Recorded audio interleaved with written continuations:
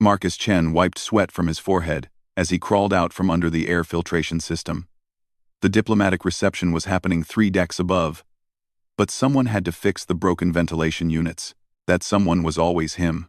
As the maintenance engineer aboard the human ship Endeavor, Marcus spent more time in dark corners than fancy meeting rooms. He pulled off his work gloves and checked his watch.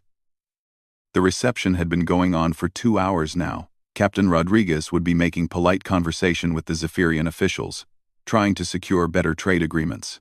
Marcus didn't envy her. The Zephyrians were known for looking down on humans, like they were children playing dress-up. Marcus gathered his tools and headed toward the lift. The Zephyrian capital ship was massive, easily 10 times larger than any human vessel. Everything gleamed with a strange blue light that seemed to come from the walls themselves. The corridors stretched endlessly in all directions, decorated with floating crystals that hummed softly as he passed. He pressed the button for Deck 7, where the reception was being held. The lift moved smoothly upward, but when the doors opened, Marcus found himself staring at a completely unfamiliar hallway. This wasn't Deck 7. The walls here were darker, covered in intricate patterns that seemed to move when he wasn't looking directly at them. Marcus stepped out and looked for a directory or sign. Nothing. He tried pressing the lift button again, but the doors had already closed and the lift was gone. Great, he was lost on an alien ship the size of a small city. He started walking down the corridor, hoping to find someone who could give him directions. The Zephyrians were tall, elegant beings with skin that looked like it was made of polished crystal. They moved with a grace that made humans look clumsy by comparison. Most importantly, they were telepathic. Marcus had been warned not to think too loudly around them, whatever that meant. The hallway branched off in 3 directions. Marcus picked the middle path, which led to a wide set of double doors. Maybe someone inside could help him. He knocked gently, but there was no answer. The doors weren't locked, so he pushed them open and stepped inside. The room took his breath away. It was enormous, with a ceiling that disappeared into shadows high above. Pillars of the same blue crystal lined the walls, pulsing gently with inner light. At the center of the room sat a throne, unlike anything Marcus had ever seen. It was carved from what looked like a single piece of black crystal, shot through with veins of silver that seemed to flow like liquid mercury. The throne was beautiful and terrifying at the same time. Marcus felt drawn to it, but also warned away by some instinct he couldn't name.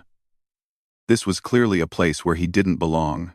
Well, what do we have here? Marcus spun around to see 3 young Zephyrians standing in the doorway. They were dressed in elaborate robes that shifted color as they moved. Their crystal-like faces showed expressions of amusement and surprise. "I'm sorry," Marcus said quickly. "I got lost. I was looking for the diplomatic reception on Deck 7. The 3 Zephyrians exchanged glances and began laughing. It was a sound like wind chimes in a gentle breeze. "Lost?" said the tallest one. "You're very lost, little human. This is the throne chamber, the most sacred place on our entire ship." "I didn't know," Marcus said, backing toward the door. "I'll leave right away." "Oh no," said another Zephyrian. This one with elaborate markings on her forehead. "This is too perfect. Do you know what this room is?" "Human?" Marcus shook his head. "This is where our emperors once ruled the greatest empire in the galaxy. That throne has been empty for 300 years, waiting for someone worthy to claim it." The third Zephyrian, younger than the others, giggled. "The throne is supposed to choose the next emperor. It's been very picky. No one in 3 centuries has been good enough." "We've all tried," said the tall one. "Every noble family, every high-ranking official. The throne just sits there, cold and dead." Marcus could see where this was going. "Look, I really should get back to my ship, but this is wonderful." The female Zephyrian clapped her hands together. "We finally have a chance to test the old stories. What happens if someone completely unworthy sits on the throne?" "The ultimate joke," agreed the tall one. "A human, a maintenance worker. the lowest of the low attempting to claim the seat of cosmic power. They were all laughing now, and Marcus realized they'd been drinking something. Their movements were slightly unsteady, and their crystal skin had a flushed appearance. "Come on," said the young one. "Just sit on it for a moment. We want to see if the ancient warnings are true. Do you think it will strike you down with lightning? Turn you to stone?" "I really don't think this is a good idea," Marcus said. "Oh, it's a terrible idea," the tall one agreed. "That's what makes it fun. Besides, nothing will happen. The throne has been dead for centuries. It's just a fancy chair now." Before Marcus could protest further, all three Zephyrians used their telekinetic abilities to lift him gently off the ground. He felt invisible hands guiding him toward the throne, unable to resist. "Wait," he said. "Stop. This isn't funny." But they were already lowering him onto the crystal seat. The moment Marcus's body touched the throne, everything changed. Light exploded through the chamber. Not the gentle blue glow of the crystals, but brilliant white light that seemed to come from everywhere at once. The throne began to warm beneath him, and Marcus felt something impossible happening. The crystal wasn't just warming up. It was coming alive. Veins of silver light raced through the black crystal, spreading out from where Marcus sat. The light traveled up the back of the throne, across the armrests, and down into the floor itself. Soon the entire room was blazing with illumination that hadn't been seen for 300 years. The three Zephyrians stood frozen, their laughter dying in their throats. Their crystal faces had gone pale, reflecting the brilliant light like mirrors. Marcus tried to stand up, but found he couldn't move. The throne was holding him, not with force, but with something else. A connection was forming between him and the ancient crystal, something deep and permanent. Alarms began blaring throughout the ship, emergency lights flashed, and Marcus could hear running footsteps in the corridors outside. Whatever was happening, it was big enough to wake up the entire capital ship. The throne pulsed once, twice, 3 times. Each pulse sent waves of energy through the room and beyond. Marcus could feel the ship responding, systems coming online that had been dormant for centuries. "What have we done?" whispered the female Zephyrian. Marcus looked down at his hands and saw that thin lines of silver light were growing beneath his skin, connecting him to the throne in ways he couldn't understand. The jokes and laughter seemed very far away now. The throne had chosen its emperor. The silver light spreading through Marcus's skin felt warm at first, then burning hot. He gripped the armrests of the throne as waves of energy poured through his body. It wasn't painful exactly, but it was overwhelming, like trying to drink from a fire hose. The 3 young Zephyrians stumbled backward as the throne chamber continued to brighten. The tall one pulled out a communication device with shaking hands. "Emergency in the throne chamber," he stammered into the device. "The throne is active. The throne is choosing someone." More alarms joined the first ones. Through the chamber's high windows, Marcus could see lights coming on all across the massive ship. Systems that had been dark for centuries were waking up, responding to signals from the throne. Marcus felt something impossible happening inside his mind. Memories that weren't his own began flooding in. Images of vast star fleets, alien worlds, and beings he'd never seen before. The history of the Zephyrian Empire poured into his consciousness like water into a broken dam. He saw the first emperors, beings of incredible power, who could move mountains with their thoughts. He watched as their empire grew from a single world to span thousands of star systems. He felt their pride, their certainty that they were the chosen rulers of the galaxy. Then came the darker memories. Wars that went on too long. Enemies that couldn't be defeated with telepathic power alone. Slowly, inevitably, the empire began to shrink. Worlds were lost. Fleets destroyed. The great Zephyrian confidence cracked and began to crumble. The throne chamber doors burst open. A dozen Zephyrian guards rushed in, followed by officials in elaborate robes. Behind them came a figure that made everyone else in the room seem small and insignificant. High Arbiter Thisera was the current leader of the Zephyrian Empire. She was taller than the others, her crystal skin darker and more complex. Patterns of light moved constantly beneath her surface like living tattoos. When she looked at Marcus, he felt the weight of her telepathic power pressing against his mind. "Impossible," she whispered. Marcus tried to speak, but only a croak came out. The connection with the throne was getting stronger. He could feel it growing into him, becoming part of him. The silver lines under his skin pulsed in rhythm with his heartbeat. "High Arbiter," one of the guards said. "Should we remove the human from the throne?" Thisazera raised a hand for silence. She moved closer to Marcus, studying the light patterns spreading from the throne. Her expression was unreadable. "You cannot remove him," she said finally. "The bonding has already begun. To separate him from the throne now would kill them both." The young Zephyrians who had started all this were huddled near the wall, looking terrified. The female one stepped forward. "High Arbiter, we were only joking. We never thought. We didn't know this could happen." "What you knew or didn't know no longer matters," Thisara said coldly. "The throne has chosen. For the first time in 300 years, it has found someone worthy." "But he's human," protested the tall young noble. "How can a human be worthy of our throne?" Before Thisazara could answer, Marcus gasped as another wave of memories hit him. These were different. Darker. He saw something moving in the empty spaces between stars, a presence that consumed everything in its path. Entire star systems going dark, their light and life drained away. The Zephyrian Empire wasn't just declining. It was being eaten alive by something vast and hungry. Marcus finally managed to speak. "There's something coming," he said. "Something in the dark between the stars. It's been hunting your people for decades." The throne chamber fell silent. Thisara's crystal features went pale.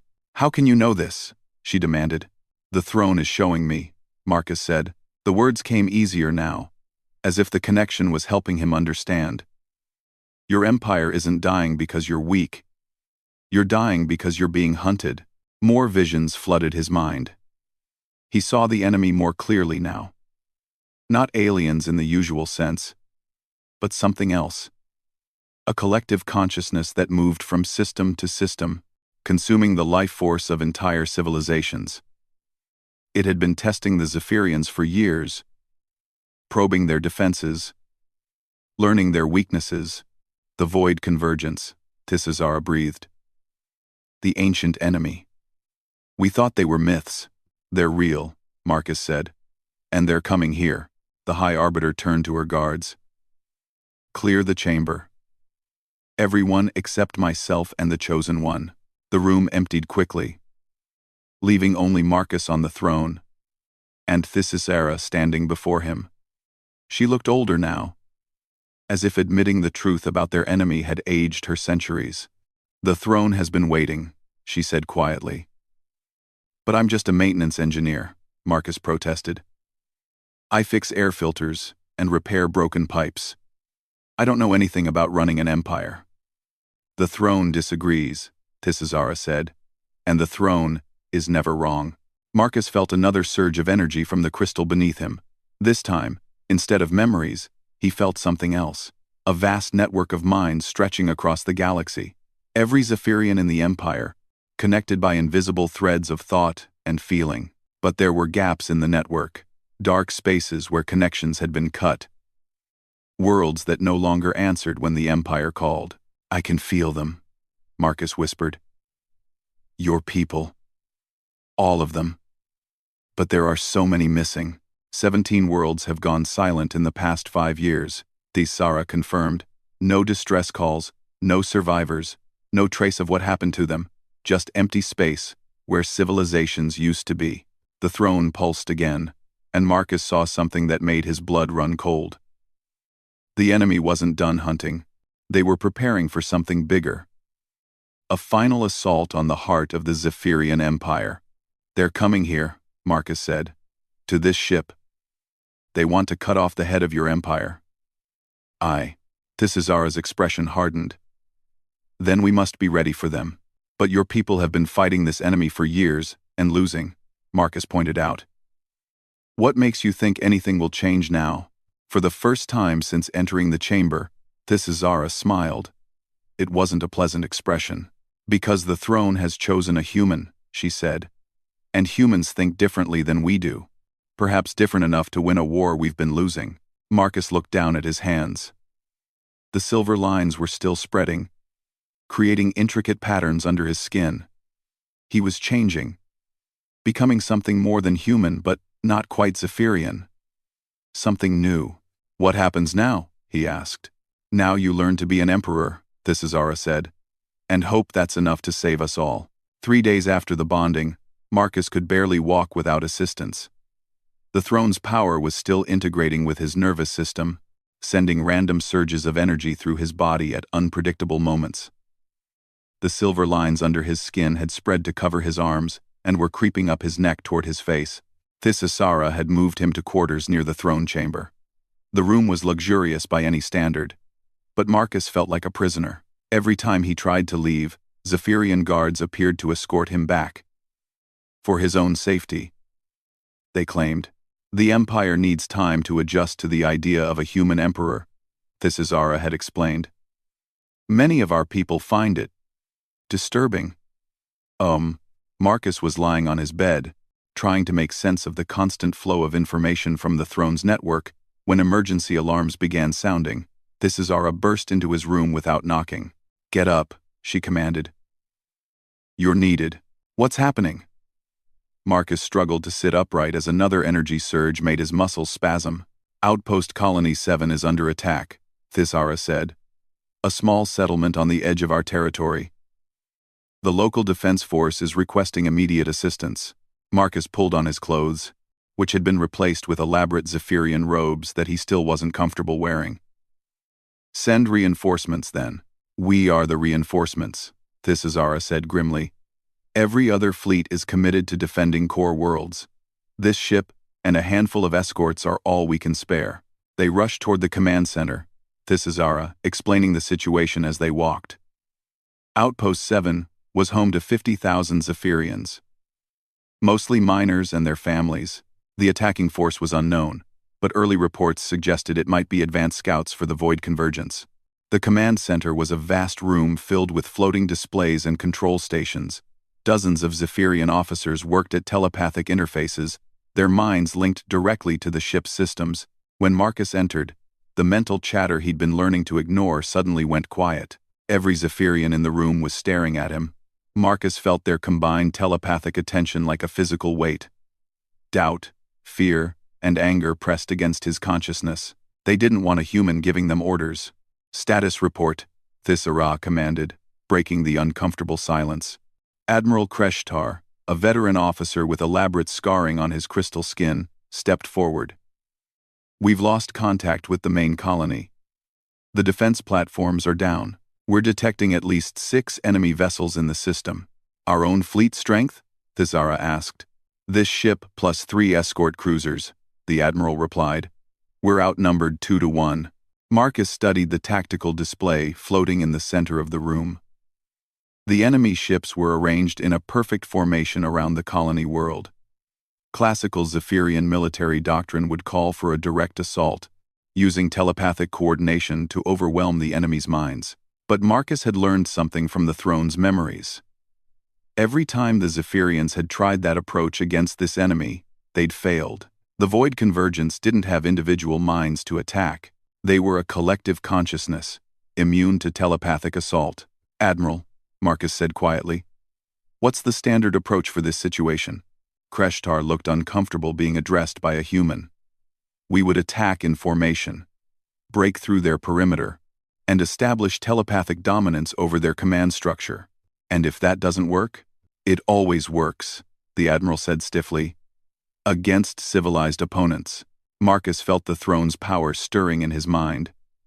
Not the overwhelming flood of the first days, but a gentle stream of information and insight. He could sense the fear and desperation of the Zephyrians around him. They'd been fighting a losing war for so long they'd forgotten how to win. What if we try something different? Marcus suggested. The command center fell silent again. Admiral Kreshtar's crystal features darkened. You would change centuries of proven military doctrine? Proven to lose, Marcus said gently. How many worlds has that doctrine saved lately? Before the Admiral could respond, Thisisara raised a hand.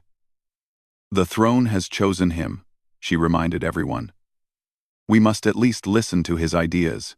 Marcus approached the tactical display, studying the enemy formation. They're expecting you to attack directly. That's why they're arranged this way. But what if we don't do what they expect? What do you propose? Thisisara asked. Marcus thought about human military history. Guerrilla warfare. Asymmetric tactics. Fighting enemies who were bigger and stronger by being unpredictable. We split up, he said. Instead of attacking as a fleet, each ship approaches from a different angle. No formation. No coordinated assault. We make ourselves harder to predict. Impossible, Admiral Kreshtar protested. Without telepathic coordination, our ships cannot function as a unit. That's the point, Marcus said. The enemy expects coordination. They're prepared for it. But they're not prepared for chaos. He turned to address the entire command center. I know this goes against everything you've been taught. But your way hasn't been working. Let me try mine. The tension in the room was so thick Marcus could almost taste it. The Zephyrian officers were telepathically consulting with each other, their doubt and resistance flowing through the mental network. Finally, Thisisara spoke. We will try the humans' approach. Things, fittings, things, fittings per chaise, fittings per chaise. The next few hours were the most stressful of Marcus's life. The 4 ships of their small fleet broke formation and approached Outpost 7 from different directions. Instead of the smooth, coordinated ballet of traditional Zephyrian warfare, they moved erratically, changing course at random intervals. Marcus found himself in the strange position of coordinating the attack through the throne's network, but instead of imposing rigid control, he shared information and suggestions, letting each ship captain make their own decisions about how to engage the enemy. It was messy. It was unpredictable. It was completely against everything the Zephyrians had ever learned about warfare, and it worked. The Void Convergence ships, expecting a traditional assault, found themselves dealing with 4 separate threats approaching from unexpected angles. Their perfect formation broke apart as they tried to respond to multiple simultaneous attacks. Marcus's ship struck first, targeting the enemy's command vessel while it was distracted by the other approaching threats. The escort cruisers hit their flanks, forcing them to split their attention further. But the real breakthrough came when Marcus did something no Zephyrian commander would have attempted. Instead of trying to dominate the battle through superior strategy, he opened his mind to the fear and desperation of the colonists below. Through the throne's network, Marcus shared what he felt with every Zephyrian in the fleet, not as orders, but as emotions. The terror of families huddled in shelters, the determination of defenders making their last stand, the hope that rescue would come. For the first time in their military history, Zephyrian soldiers fought not for empire or honor, but for something simpler and more powerful. They fought to protect people they had never met, but whose fear they shared. The enemy formation collapsed entirely. 3 Void Convergence ships were destroyed, and the others fled into the darkness between stars. When the battle was over, Admiral Kreshtar stood before Marcus with his head bowed. I was wrong to doubt you, Emperor. Marcus looked around the command center at the exhausted but victorious Zephyrian officers. I'm not your emperor, he said quietly. I'm just someone trying to help you remember how to win. 2 weeks after the victory at Outpost 7, Marcus stood in the throne chamber, staring at a holographic display that made his blood run cold. The silver lines under his skin had completed their spread across his body, creating intricate patterns that pulsed with the throne's rhythm. He no longer looked entirely human, but he had never felt more human than he did at this moment. The display showed the edge of Zephyrian space. 17 red markers indicated systems that had gone dark over the past 5 years. But now there were new markers appearing. 53 systems, all going silent within the past week. They're not hiding anymore, Thisisara said from beside him. She looked older than when they'd first met, the strain of command wearing heavily on her crystal features. Marcus touched one of the red markers, and the throne's network fed him information about the lost world. Kithara Prime, home to 12 million Zephyrians. An industrial world that had supplied starship components to half the Empire. Gone without a trace. "Show me the pattern," Marcus said. The display zoomed out, revealing the full scope of the disaster. The void convergence wasn't just consuming random worlds anymore. They were moving in a coordinated pattern, cutting off trade routes and isolating core systems from their support networks. They're preparing for something big, Marcus realized. All of this is just to weaken you before the real attack. As if responding to his words, new alarms began sounding throughout the ship. Admiral Kreshtar's voice echoed through the throne chamber's communication system. "Emperor, we're receiving a transmission. It's coming from everywhere at once." Marcus and Thisazera rushed to the command center. The main display showed static at first, then slowly resolved into something that made everyone in the room step backward. It wasn't a face, exactly. More like a shifting mass of darkness with points of light scattered throughout. When it spoke, the voice came from inside their heads rather than through the speakers. "Greetings, children of crystal," the Void Convergence said. "We have watched your empire for many cycles. We have tasted your thoughts, measured your strengths, cataloged your weaknesses." The display shifted, showing images of Zephyrian worlds being consumed, not destroyed by weapons, but simply drained of life. Buildings remained standing, but empty. Ships floated in space, perfectly intact but without crews. "You fight with predictable patterns," the convergence continued. "Your thoughts flow in ordered channels. Your very perfection makes you easy to understand, easy to consume." Marcus felt the throne's power stirring in response to the threat. Through the network, he could sense the fear of every Zephyrian in the Empire. Billions of minds all focused on the same terrifying realization. They were outmatched. "But you have done something interesting," the convergence said, and Marcus felt its attention turn toward him like a cold wind. "You have chosen chaos as your leader. A mind we cannot read, cannot predict, cannot easily consume." The display zoomed in on Marcus's face, though he wasn't sure how that was possible. "We are curious about this anomaly. We will come to study it personally. Your capital ship will be our laboratory." The transmission cut off, leaving the command center in stunned silence. "How long do we have?" Marcus asked. Admiral Kreshtar checked his instruments. "Long-range sensors are detecting massive energy signatures, moving toward our position. At current speed, 18 hours. Marcus felt the weight of decision settling on his shoulders. Everything they'd tried so far had been small-scale, local tactics against individual threats. But this was different. This was the survival of an entire civilization. "Open channels to every world in the Empire," Marcus commanded. "Sir?" The Admiral looked confused. "Not just Zephyrian worlds," Marcus continued. "Every species you've had contact with. The Korath engineers, the Stellar Wanderers, the Garden Worlders, anyone who'll listen." Thisazera moved closer to him. "What are you planning?" "Something the convergence won't expect," Marcus said. "Something no Zephyrian emperor would ever consider."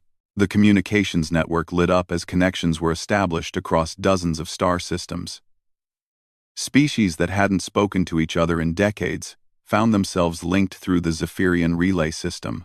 Marcus stood before the main display, knowing that billions of beings across the galaxy were watching him.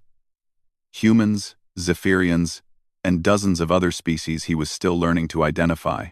"I know most of you have no reason to trust the Zephyrian Empire," he began. "For centuries, you've been treated as lesser beings. Your worlds have been ignored or exploited. Your cultures dismissed as primitive." He paused, feeling the attention of countless minds focused on his words. "But right now, there's something out there that wants to consume all of us. The Void Convergence doesn't care about empire or politics or who's superior to whom, it just wants to feed." The display showed new tactical information as reports came in from across the galaxy. Korath trading fleets reported strange energy signatures. Stellar Wanderer scouts had detected massive ships moving through deep space.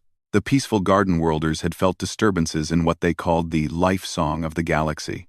"I'm not asking you to join the Zephyrian Empire," Marcus continued. "I'm asking you to help save it. Because if it falls, "You'll be next." The responses came slowly at first, then faster. The Korath offered their engineering expertise.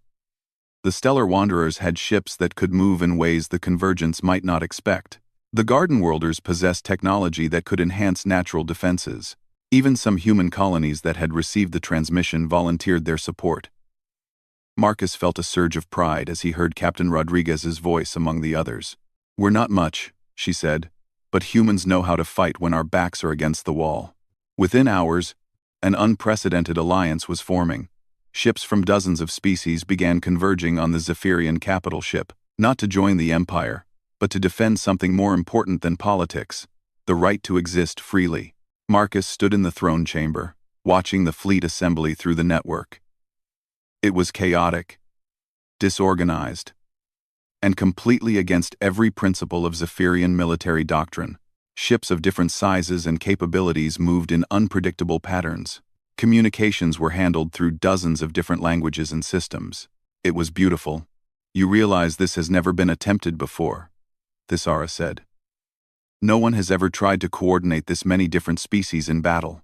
"That's exactly why it might work," Marcus replied. "The Convergence expects order. They understand hierarchies and predictable command structures. But this?" He gestured at the display showing the mixed fleet. "This is chaos with a purpose." Through the throne's network, Marcus began reaching out to the commanders of each ship, not to control them, but to share information and coordinate their unique abilities. The Korath engineers suggested targeting the enemy's power systems. The Wanderer pilots offered to serve as fast attack scouts. The Garden Worlders proposed using their biotechnology to disrupt the Convergence's collective consciousness. Each species brought something different to the Alliance, but more importantly, each brought their own way of thinking. The Convergence might be able to predict Zephyrian tactics, but could they handle the simultaneous thought processes of dozens of different civilizations? As the enemy fleet approached, Marcus felt the throne's power reaching its peak. The silver patterns on his skin blazed with light, connecting him to every ship in the Allied fleet. Through him, the Alliance became more than just individual species fighting together. It became something new. Organized chaos guided by shared purpose.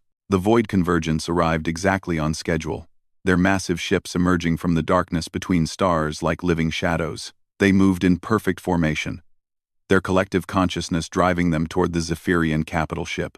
Marcus smiled as he felt the confusion ripple through the enemy ranks. They were prepared for Zephyrian resistance. They were not prepared for this. "All ships," Marcus said, his voice carrying across the Alliance network. "Show them what chaos looks like." The battle began like no conflict in galactic history. Instead of orderly battle lines, the Alliance fleet scattered in all directions. Korath engineering ships dove below the plane of battle while Stellar Wanderer scouts zipped between the massive Convergence vessels like angry insects. Garden World bioships pulsed with organic light as they released clouds of living matter into space. Marcus stood in the throne chamber. His consciousness spread across the entire Alliance, through the silver network, growing beneath his skin. He wasn't commanding the battle, in any traditional sense. Instead, he was connecting minds that had never been linked before, sharing information and emotions between species that had barely spoken to each other. The Void Convergence reacted with confusion. Their perfect formation began to waver as they tried to track dozens of different attack patterns simultaneously. Marcus could feel their collective consciousness straining to process the chaos. "Korath vessels, target their power cores," Marcus said, sharing targeting data through the network. "Wanderer scouts, distract their point defense systems. Garden ships, prepare the interference pattern." But even as he coordinated the attack, Marcus knew conventional tactics wouldn't be enough. The Convergence ships were too powerful, their weapons too advanced. The Alliance was fighting bravely, but they were still outnumbered and outgunned. That's when he felt it. Through the network, Marcus sensed something the Convergence hadn't expected. Individual choice. A young Korath engineer named Vextal made a decision that changed everything. Instead of following orders, she chose to ram her damaged ship into the largest Convergence vessel. Not because she was told to, but because she wanted to protect the Wanderer scouts who had saved her ship earlier in the battle. Her sacrifice created a chain reaction. The Convergent ship's shields failed, and suddenly it was vulnerable. But more importantly, her choice rippled through the Alliance network. Other beings began making their own decisions to help species they had never met before. A Zephyrian captain named This's Car opened his mind completely to a group of human pilots, sharing his telepathic abilities so they could coordinate their attacks. 3 Wanderer scouts chose to stay behind and hold off a Convergence fighter squadron, giving the slower Garden ships time to escape. Human Marines volunteered to board damaged Alliance vessels, risking their lives to help repair ships from civilizations they'd never seen before. Marcus realized what was happening. The Convergence understood collective consciousness, but only the kind that erased individual will. They had never encountered a network based on voluntary cooperation between different types of minds. Everyone, Marcus said, his voice reaching across the entire fleet. Stop following orders. Make your own choices. Help whoever needs it most. The effect was immediate and devastating to the enemy. The Convergence collective consciousness, which had been analyzing and countering the Alliance's tactics, suddenly found itself facing something it couldn't process. Billions of individual decisions being made simultaneously by dozens of different species. A Garden World bioship chose to sacrifice its defensive systems to heal a damaged Zephyrian cruiser. Korath engineers shared their most advanced technology with former enemies.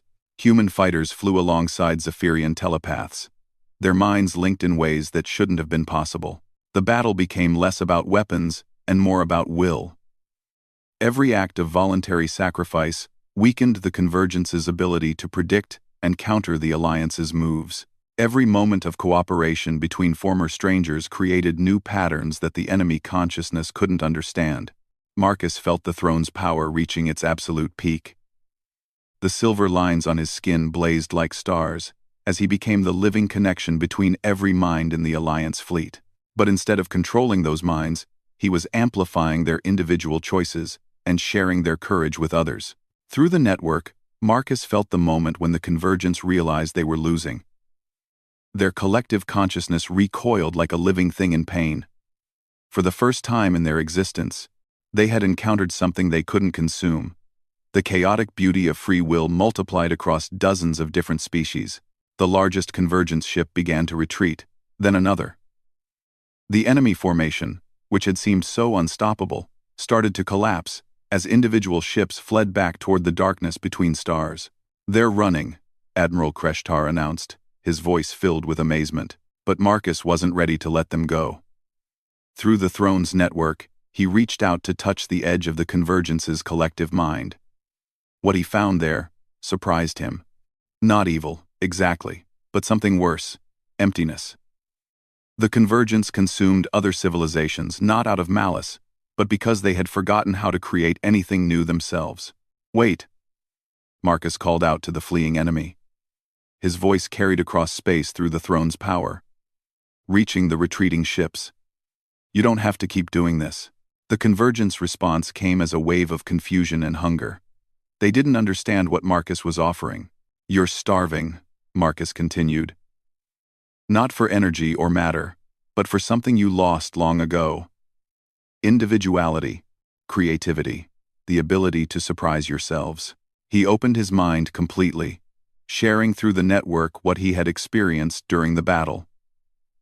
The joy of seeing former enemies choose to help each other, the wonder of watching different species work together in ways no one had planned, the beauty of organized chaos driven by love rather than fear. The Convergence collective consciousness touched that shared experience and recoiled again, but this time not in pain. In longing. "We remember," came the response. "Before we became one mind. When we were many."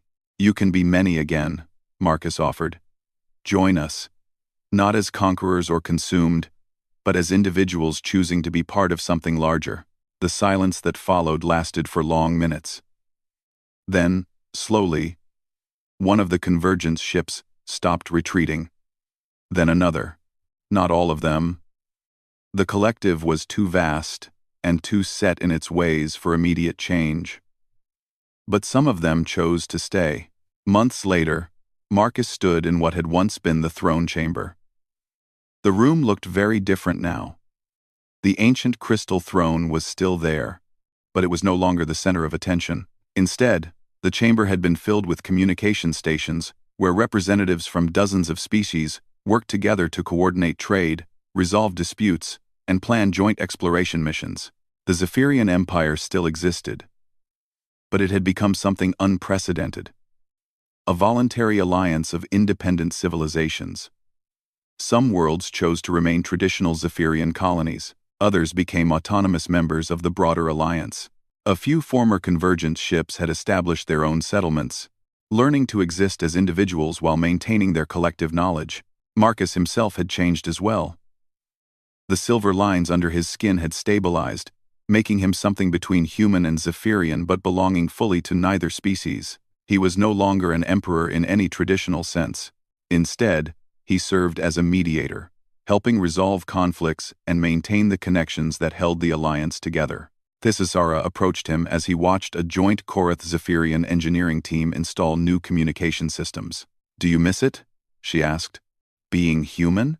Marcus considered the question. He could still feel the throne's network humming in the background of his consciousness, connecting him to billions of minds across the galaxy. But those minds were free to think their own thoughts, make their own choices, and surprise him daily with their creativity and compassion. "I'm still human," he said finally. "Just a human who learned to be something more. Just a human." Outside the chamber's windows, ships from a dozen different species moved in the organized chaos that had become the Alliance's signature. No rigid formations or predetermined patterns. Just beings choosing to work together because they wanted to, not because they had to. Marcus smiled as he felt a familiar presence approaching through the network. Captain Rodriguez and the crew of the Endeavor had arrived for the quarterly Alliance meeting. His old life as a maintenance engineer seemed like a distant dream, but the basic principle remained the same. When something was broken, you found a way to fix it. The galaxy had been broken. Now it was healing. One voluntary connection at a time.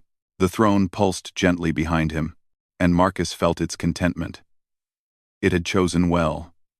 Not an emperor to rule over others, but a human to help them rule themselves.